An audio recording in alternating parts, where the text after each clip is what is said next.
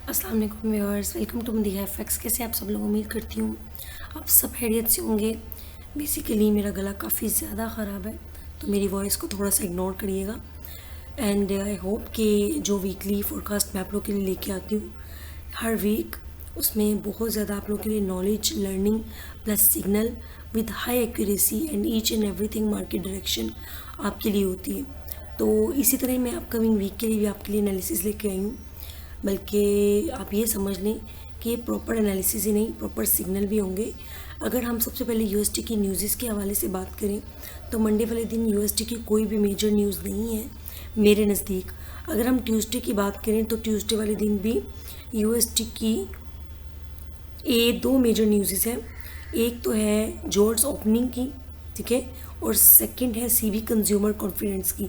ये एक data, important data है सीवी कंज्यूमर वाला, तो इसका मार्केट पे एक हमें इम्पैक्ट देखने को मिल सकता है। अगर हम बात करें वेडनेसडे की, तो वेडनेसडे वाले दिन भी यूएसटी के कुछ डाटास हैं और वो इम्पोर्टेंट डाटास हैं, जैसे ISM manufacturing PMI and ISM manufacturing price. तो ये भी काफ़ी इंपॉर्टेंट डाटास हैं। थर्सडे वाले दिन यूएसटी की एक ही मेजर न्यूज़ है अनएम्प्लॉयमेंट क्लेम की, और आई सेड मैनी टाइम कि अनएम्प्लॉयमेंट क्लेम एक ऐसा डाटा है जो मार्केट को डायरेक्शनल करने की पावर रखता है। फ्राइडे वाले दिन काफ़ी ज़्यादा डाटाज हैं। अनएम्प्लॉयमेंट रेट्स का डाटा है, नॉन फार्म एम्प्लॉयमेंट का डाटा है। तो फ्राइडे वाला दिन जो सा है न्यूज़ के हवाले से काफ़ी ज़्यादा मोमेंटम हो सकता है। अगर हम बात करें ओवरऑल वीक की मेंबर्स, तो ओवरऑल वीक मुझे न्यूज़ के हवाले से बहुत ज़्यादा पोटेंशियल नज़र नहीं आ रही कि हमें यूएसटी की न्यूज़ के अंदर बहुत ज़्यादा मार्केट के अंदर एक हलचल नज़र आएगी। वो चीज़ मुझे नहीं लग रहा। आई फील कि नेक्स्ट आने वाले वीक में मुझे मार्केट के अंदर थोड़ी सी स्टेबिलिटी नज़र आएगी। लेट्स सी, देखते हैं कि हम अपने टेक्निकल में क्या कर सकते हैं। टेक्निकल की अगर बात की जाए तो ये M30 का टाइम फ्रेम है। सबसे पहले मैं डेली के टाइम फ्रेम पे जाऊंगी। डेली के टाइम फ्रेम पे हम कुछ चीज़ों को नोटिस करेंगे। अगर हम डेली की बात करें तो डेली के ऊपर अभी तक मार्केट ने एक अच्छा खासा मोमेंटम क्रिएट की है, ठीक है, और ये इतना स्ट्रॉन्ग हाई है कि इतनी स्ट्रॉन्ग रैली है ये कि अभी तक मार्केट ने इस रैली की वैलिड रिट्रेसमेंट नहीं दी। एक बात हमेशा याद रखिएगा मेंबर्स, मार्केट को चलने के लिए पैसा चाहिए होता है।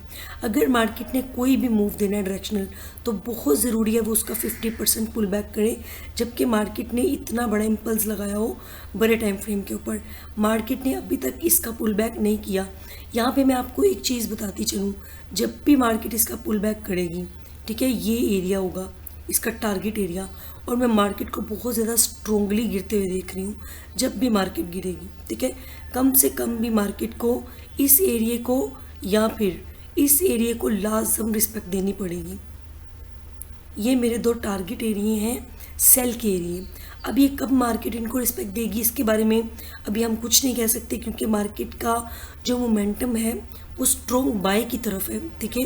तो इसलिए जब मार्केट का मोमेंटम जिस तरफ हो, हम कभी भी उसके अल्टरनेट डायरेक्शन को ट्रेड नहीं करते।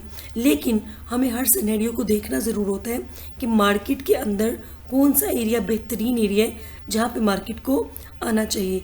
इन दोनों एरिया से हट के एक जोन है, वो ये एरिया है। यहाँ पे मार्केट एक इम्बैलेंस छोड़ के गई हुई है। मैं इस एरिया को भी एक्सपेक्ट कर रही हूँ मार्केट से, क्योंकि मार्केट ने, मुझे लगता है ऐसा कि अगर मज़ीद हाई लगाना है या पुल बैक करना है तो मार्केट इस जो इम्बैलेंस मार्केट छोड़ के गई है इसको मार्केट ज़रूर फील करने आएगी। तो ये एक मैंने डेली का एरिया मार्क करके रखा हुआ है, जो कि मेरे नज़दीक एक बहुत ज़्यादा पावरफुल एरिया है। अगर हम बात करें लास्ट रेजिस्टेंस की, जो मार्केट ने ये कैंडल्स की क्रिएट की हुई है, आप देखिए कि अभी तक मार्केट इस लास्ट रेजिस्टेंस को ब्रेक नहीं कर पाई। जबकि मार्केट बड़े टाइम फ्रेम के ऊपर कोई रेजिस्टेंस क्रिएट करती है तो ऑब्वियसली फिर हम वहाँ पे सेलिंग एक्सपेक्ट करते हैं। अगर हम इसको कन्वर्ट करें H4 पे, ये देखिए H4 के ऊपर मार्केट ने इस रैली की प्रॉपर पुल बैक की हुई है। इस रैली की प्रॉपर मार्केट हायर हाई और हायर लोस फॉर्म करते हुए गई है। अब अगर अभी हम बात करें करंट मार्केट की कि अपकमिंग वीक में मार्केट के एनालिसिस क्या हो सकते हैं, अगर मार्केट इस रेजिस्टेंस के ऊपर, जो कि सभी जानते हैं, अगर मार्केट इस रेजिस्टेंस के ऊपर प्रॉपर M30 की कैंडल क्लोज करती है और इस एरिया को आके रिटेस्ट करती है, ठीक है, तो मेरा जो नेक्स्ट टारगेट होगा गोल्ड को लेके वो 38.5 होगा। 3850 या 3870 का एरिया मेरा टारगेट एरिया होगा, ये जोन। ठीक है। और अगर मार्केट हमें बाय सिनेरियो नहीं दिखाती, देखिए ट्रेड अच्छा और बेहतरीन ट्रेडर हमेशा वही होता है जो अपने एनालिसिस को दोनों तरफ माइंडसेट बना के रखे। फॉर एग्जांपल अगर उसका एक जो एनालिसिस है वो फेल होते हैं तो वो किस तरह से अपनी डायरेक्शन को चेंज करके प्रॉफिटेबल ट्रेड को फाइंड कर सकता है। अब बिग फर्ज अगर तो मार्केट रेजिस्टेंस के ऊपर क्लोजिंग नहीं देती तो फिर हम मार्केट को किस तरह देखेंगे? फिर हम मार्केट को देखेंगे सेलिंग साइड। सेलिंग साइड कैसे देखेंगे? ये कैंडल की सपोर्ट है। ठीक है, कैंडल्स की सपोर्ट की बात कर रही हूँ। यहाँ पे मार्केट ने बड़े टाइम फ्रेम का एफपीजी फिल किया हुआ है। ठीक है, यहाँ पे मार्केट ने प्रॉपर एक रेंज क्रिएट की है। अगर तो मार्केट इस रेंज के नीचे कैंडल क्लोज करती है, अब ये भी पॉसिबल है कि मार्केट क्या करे, इसके अंदर रेंज करे। ठीक है, कंसोलिडेशन करे, क्योंकि कोई भी मेजर डाटा नहीं है। और अगर मार्केट इस रेंज को ब्रेक करती है और रिटेस्ट करती है वापस इस जोन को, तो हम गोल्ड को सेल देख सकते हैं। जो मेरा पहला टारगेट एरिया होगा सेलिंग में, वो ये एरिया होगा, क्योंकि ये एक बिग टाइम फ्रेम है, H4 का टाइम फ्रेम है, इसलिए ये लेवल आपको निकाल के दे रही हूँ। और सेकंड टारगेट ये होगा और थर्ड टारगेट ये होगा। ठीक है, कुछ इस तरह से मैं ये सिनेरियो गोल्ड के अंदर एक्सपेक्ट कर रही हूँ, क्योंकि ये एक स्ट्रॉन्ग रेजिस्टेंस है।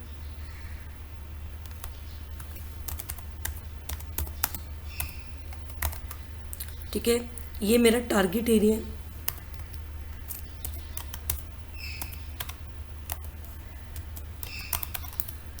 ठीक है, ये इसको मैं एक डिसीजन एरिया बोलूँगी।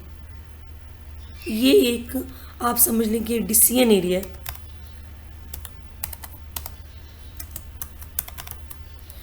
ठीक है, और ये जोन से है मेरे सेल साइड एक्सपेक्टेड एरियाज़ हैं। अगर मार्केट 3725 के एरिया के नीचे क्लोजिंग करती है, कोई भी कैंडल स्ट्रॉन्ग, तो मैं गोल्ड को सेल देखूंगी।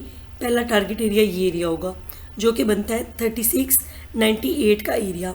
और अगर मार्केट मेरे 3698 के एरिया के नीचे क्लोजिंग देती है तो मेरा टारगेट होगा 3654 का एरिया। और अगर मार्केट 3654 के एरिया के नीचे BM30 की कोई कैंडल क्लोज करती है तो मेरा टारगेट एरिया होगा 3591 का जोन। ठीक है, ये पूरे वीक के एनालिसिस हैं, क्योंकि मैं आपके साथ फोरकास्ट शेयर कर रही होती हूँ, तो ये पूरे वीक के एनालिसिस होते हैं।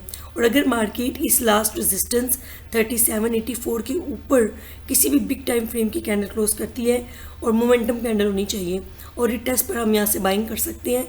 जो पहला टारगेट एरिया होगा 3820 होगा, ये वाला। ठीक है, और सेकंड जो टारगेट एरिया होगा वो 3860 का एरिया होगा। ये मेरे अपकमिंग वीक के एनालिसिस हैं। मैं जो मैं गोल्ड को एक्सपेक्ट कर रही हूँ, वैसे गोल्ड को बिग टाइम फ्रेम के मुताबिक अभी सेल के अंदर रिट्रेसमेंट देनी चाहिए और डीप रिट्रेसमेंट देनी चाहिए, और कम से कम भी गोल्ड को एटलीस्ट इस एरिया को रिस्पेक्ट देनी चाहिए 3590 को, 3598 के जोन को, 35 सॉरी एक सेकेंड, इस जोन को 3580 के जोन को, या 35 कह दें आप 95 के जोन को, इस एरिया को मार्केट को रिस्पेक्ट देनी चाहिए एज अ टेक्निकली। अगर मार्केट सेल आती है तो कुछ इस तरह से मेरे अपकमिंग वीक के एनालिसिस आई होप आप अगर मेरे इन लेवल्स को अपने चार्ट्स के ऊपर अप्लाई कर लें और बिल्कुल इसके ऊपर और नीचे ब्रेकआउट और फेकआउट को फाइंड करना सीख लें, आपको ये लेवल 100% की एक्यूरेसी देंगे। अगर आप लोग को मेरे ब्रेकआउट और फेकआउट का नहीं पता कैसे करते हैं, तो आप बिल्कुल मेरी वीडियो है ब्रेकआउट और फेकआउट के ऊपर आप जाएं, उस वीडियो को देखें कि आप किस तरह से लेवल के ऊपर ब्रेकआउट और फेकआउट को फाइंड कर सकते हैं। ये नंबर है, ठीक है, आप प्रॉपर हमसे कॉन्टेक्ट कर सकते हैं। हमारा अपकमिंग बैच भी स्टार्ट होने वाला है और बहुत से लोग हैं जो बैच के बारे में पूछ रहे होते हैं, और ये जो बैच है ये पेड कोर्स है। आप में से जो भी इंटरेस्टेड हो वो कॉन्टेक्ट कर सकते हैं यहाँ पे हमसे।